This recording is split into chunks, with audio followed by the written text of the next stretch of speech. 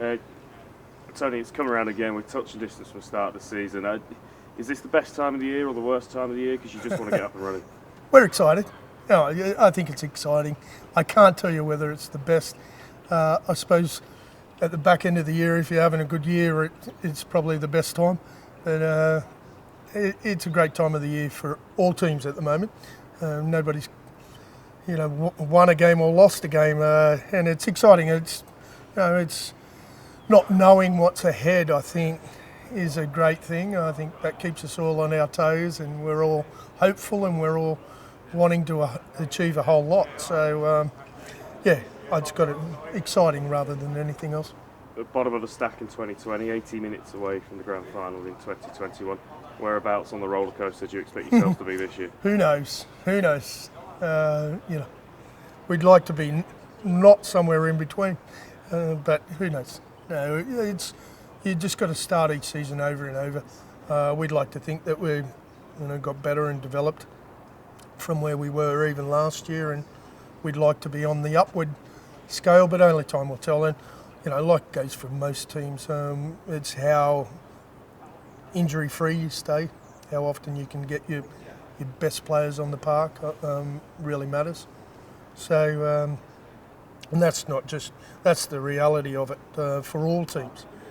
Will determine how successful you are as well as how hard you work. I'm sure you've already kind of dismissed the narrative of last year into the past, but you must take real sort of encouragement from the progression across the year and the improvement that was made. And have you been able to carry that on into pre-season, do you think? I hope so. I hope we developed a bit of confidence from last year, and I like to think that we've added a bit of depth to our squad as well, and a bit of class as well, and experience.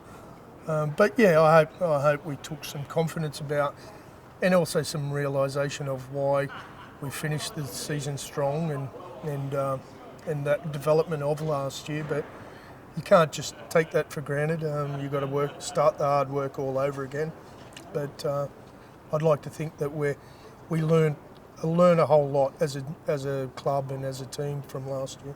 There's so much disruption in the last 2 years. It almost makes kind of looking at the league tables in the last 2 years kind of a pointless exercise. Are you expecting this to be as competitive as you've seen Betfred Super League for a long time? Yeah, I think so. It's hard to tell, and we're hopeful that that's the way it is. I think most teams have recruited, pretty well from what I've seen. As I said, I think we're trying to keep our players on the park, our best players on the park. But there's some good junior boys coming through, some exciting players coming through as well, and that's really important. We need to keep developing our players, and no matter what the disruptions are, we've got to, focus on bringing young players through. And so, it's something that we've got to look forward to, and to keep producing players and producing excitement within the game, I think. And that's down to being competitive for sure, but also the style in which we play, and encourage people to play and play exciting brands, so we get people on these seats. That's really important for all of us. At Lachlan Coote, of course, your kind of big name signing, it must just be a real kind of a boost to the room, but also a boost to you as a coach to be able to bring a player in who's got 4 rings on his fingers. Yeah, absolutely. Yeah, listen, he's a class player, person, and he's been terrific for us so far. No matter what he does on the field, he'll be good for us, and he already has been. So, really excited about working with him for this year, and helping him improve us, and hopefully challenging him to go on and do some big things for himself. Jordan Abdul, Mikey Lewis kind of set things alight a little bit in the half last season. It won't have that kind of secret weapon element of surprise about it anymore, but you must feel that you've got a half-back pair in there that you can build the team around. Yeah, we've got 3. We've got 3 young halfbacks, and Rowan Milnes as well. So it's not just those 2. We've got at least a triangle of 3 there that will be competing with each other and keeping each other on their toes. So, we're excited about that.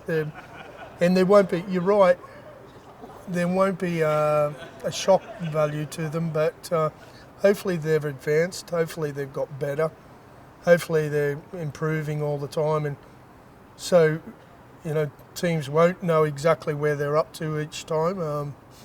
That's how we've approached it, but their development should be good. At Wigan, first up, of course, a team of plenty of change over the off-season there. That must make it difficult from a coach's perspective to kind of gauge what to expect. Yeah, I agree with that too. Although we've looked at some of their friendly form as well, but they'll still be developing. I think we all are at the start of the year. I think not just feeling each other out as teams, but we're a little unsure of where each other are at. We're a little unsure of where we're at ourselves. So, you know, they'll be developing, I'm sure, Wigan.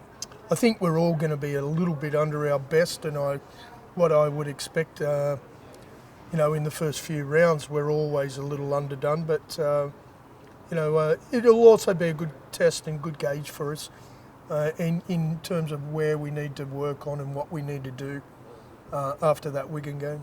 And just lastly, obviously a real buzz at this time of the year anyway, but an added buzz this year, adding to the stellar work that Sky have done for so long. We've got Channel 4 coming in, a free-to-air broadcaster, of course, new eyes on the sport. What an exciting opportunity for us as a game to really get it. Absolutely, yeah. To bring the game to more people and do it in the way that they're doing it for free, and you know, it's great. More exposure we can get, the better, and you know, that gives us an added responsibility as well, and to go out there and entertain and to try to attract new fans and more fans, and you know, and reward the ones that we've had as well. But you know, it's exciting for Rugby League, and it's exciting for Super League in particular. But I think the exposure of Rugby League being greater this year is only a good thing. Brilliant. Well, enjoy it and best of luck. Thank you. Nice one.